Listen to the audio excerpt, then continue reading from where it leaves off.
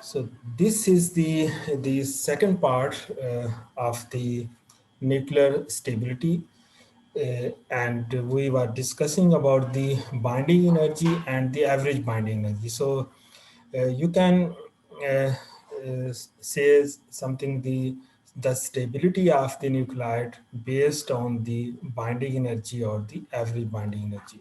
So I have put some sort of the nuclides over here, starting from the with hydrogen till the uranium 92. These are few of the nuclides, and of course you can take any of the nuclides. And it is important to understand this table. And the first understanding is what is the binding energy. There are the two binding energy. This is the total binding energy, and this is the per nucleon. That means this is the average binding energy. So first look at the binding energy, and just before the lecture we have already discussed over here the binding energy. You can say this is always increase and simultaneously increasing, starting with the 2.22 and ending with the 1803.1. It is increasing when the atomic number is going to increase from 1 to 92 in this table. And this is a very general statement, as we have discussed, that because the number of protons are increasing, and there should be a more difference between the actual mass and the calculated mass. That's why when the mass defect is more, and when you multiply the same factor 931.5, that will give you the more value. But the actual reason is over here is because the number of protons are increasing, or you can say number of nucleons are increasing, and the protons are having a positive charge, and there should be a more repulsions when the number of protons are increasing. That's why to keep these nucleon within the nucleus, you need more energy to bind these nucleon within the nucleus. That's why the binding energy increasing. That is the reason behind this one. But here, now this is very interesting case. Let's start with the first nuclide, maybe the hydrogen or the helium. And the average binding energy is already calculated over here, and you can calculate yourself. And this chart you will use as a reference, whether you have done in a proper way or not. And the way how to calculate, we have already discussed in the previous class. So binding average binding energy is increasing and simultaneously increasing, and then it is going 8.48, 8.45759, and it is 8.79. And then you can say this, there is again decrease in the average binding energy. So this is the first point to understand over here. The average binding energy is increasing, and then it is go to the maximum, that is the 8.79. Then it is going to further decrease up to the other nuclides, or you can say here is the uranium. So the point to be noted over here is, and this is very important, and again we are discussing only the nucleus, not the extranuclear part. So here, if the binding energy of 8.79 is maximum, and look at the element is the iron. Iron is having a 26 atomic number, and 56 is the mass number. So that means this iron is having a maximum average binding energy among all nuclides present in the periodic table. So that means iron is more stable as compared to the other nuclides. Even these are having a less atomic number or the more atomic number before 26 or the after 26. So most stable is the iron 26. We call iron is the most stable, as and the reason is because it is having a more average binding energy. I will be coming back to this table. Now, what I am going to show you, I'm going to plot a graph, and the graph is the average binding energy with the this mass number. So you may have a better look over there, what actually we are going to explain or to get the information out of this table. And this table, again, it is very important to demonstrate some of the important terminology or the nuclear reaction which is happening between the nuclides. So this is the graph, and the graph is this is the binding energy per nucleon. That means the average binding energy, and this is the mass number, and these are the same values I have shown over here. So I'm just plotting this value over here.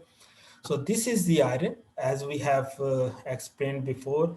Iron atomic number 26, and the mass number is the 56, and that means if you are going to start with the hydrogen, the average binding energy is increasing up to the iron. Iron is over here. Then this is going to decrease when there is the increase in the mass number. So this graph is also showing that the average binding energy of the iron is more, that means it is more stable as compared to the other one. So based on this information, actually we are getting some very important conclusions out of this table, or this graph, to explain some of the important terminology, and of course particularly the stability of the nuclides, connecting it with the average binding energy. So actually there are the few points. The first point we have already discussed. The highest stability nuclide is the iron 56 because of having a more average binding energy. Now the second point is, sorry, what about the other nuclides? That means you can say the other nuclides are weaker as compared to the iron 56 because their average binding energy is less than as compared to the iron 56.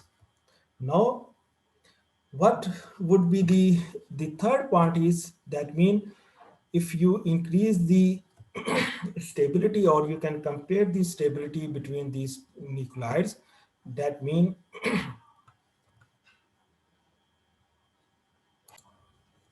okay, so the third point is, now if you compare the stability on either side, and this is the from right side or from the left side. So the stability, uh, the nuclides which are at the end of the this graph, they are more weaker as compared to the which are at the upper side, because the stability is increasing from bottom to top, because this is having a more stable, having the more average binding energy. So the third point is, the nuclides which are staying near the tail of this line, they are more weaker as compared to the other one. Number 4 point. Now, if these are weaker and they are more stable, now there is the general tendency of these nuclide to become stable. That means if you say this is the least stable, and this is also a least stable as shown in this graph. So there is the general tendency of each of the nuclides and to move towards to achieve the highest stability. And they how they are going to achieve towards the highest stability. So the number 4 point is over here. So these are the lighter nuclides, and they are having a low binding average binding energy. Let's suppose this is having more average binding energy as compared to this, and this nuclide is having more average binding energy as compared to this and this. That means this is least stable, and how this is converted into the most stable form. That means if it is moved towards the upward direction, that means if it is achieved the stability as compared to the iron, that means if it is converted by some sort of the conversion over here, and it is moved towards the iron, that means it will become most stable. And the question over here is how it is become a most stable, and the reason that is explained over here. This is the process that is called the fusion. That means if two nuclides, lighter nuclides, are combined together and they are converted into the heavier nuclides, and this process is called the fusion process. And maybe later on we have another topic in which we will discuss, and even you can calculate the energy released during the fusion process.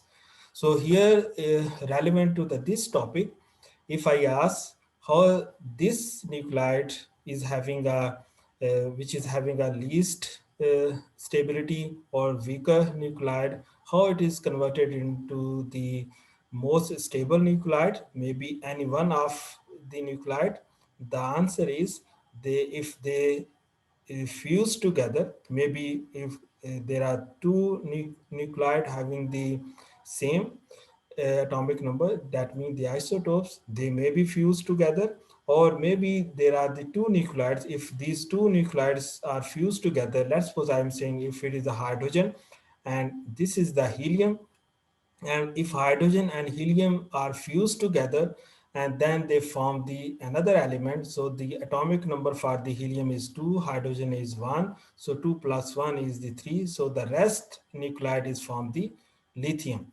So that means lithium is produced with the fusion of the hydrogen and the helium, and that's why this is the more stable as compared to the lighter nuclides. So here is the process of the fusion. On the left hand side, only the fusion process is there, which converts the weakest nuclide to the most stable nuclide. So number fifth point. So fifth point over here is the what would be the case of the heavier nuclide. So this is the iron. Let's suppose this is the uranium. Uranium is higher than having the heavier than as compared to the iron 26 atomic number. Then the process is reversed to this one, and if uranium is splitted into the lighter nuclide, this process is called the fission process. That means it is breaking down into the lighter nuclide, and the process we call it, it is the fission process. So in the fission process, one heavier nuclide, when it is splitted, let's suppose this is a uranium, when it is split to the lighter, of course this is the lighter as compared to the this, because atomic mass of this is more, atomic mass of this is less, so this is lighter. So when the fission will occur, that means this is converted to the lighter nuclide, and now after the conversion of the lighter nuclides, they become more stable. So they will be moving towards the iron unless they achieve the atomic mass of the iron, or here again they are fused together till the end. If they are going to achieve the mass number of the iron, that means it is the 56.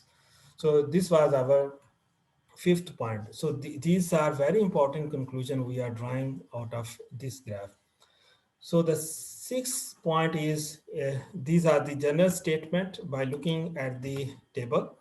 So if you look at the table, this is the, let's suppose the average binding energy and mass number is the here is the 4, 4 is here, and the you can say it is the starting with the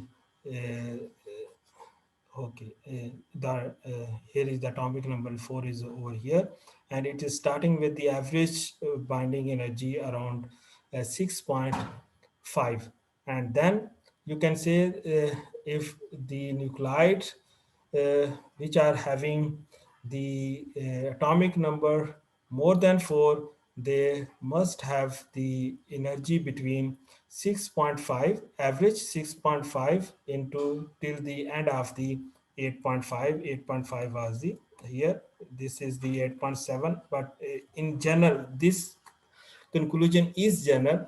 The nuclide having more than 4 atomic mass, they are having the average binding energy in between 6.5 and the 8.5. This is a very general statement, not it is the 100% correct, because here you can find some other information which is not going to verify this statement, but this is the general statement. But here, when you are going to move to the further, that mean atomic number is here is the 9, atomic mass 10, and here look at the value, that mean it is going to increase up to the 8. So when the atomic number is 9 or 10, then the average binding energy is around 8.0. So these are just to keep in mind. If you get the atomic number is let's suppose it is around this value, then it is understood it is having the binding energy, average binding energy is around 8. So the last statement, the point 8, is it is also from here. So look at the two values. Let's suppose this is the carbon atomic number 6, atomic number 6. These are the isotopes. And of course, the mass number, the number of neutrons are over is 6 and the 7. And this is the carbon 612. This is the carbon 613. So what is happening over here? So look at the values.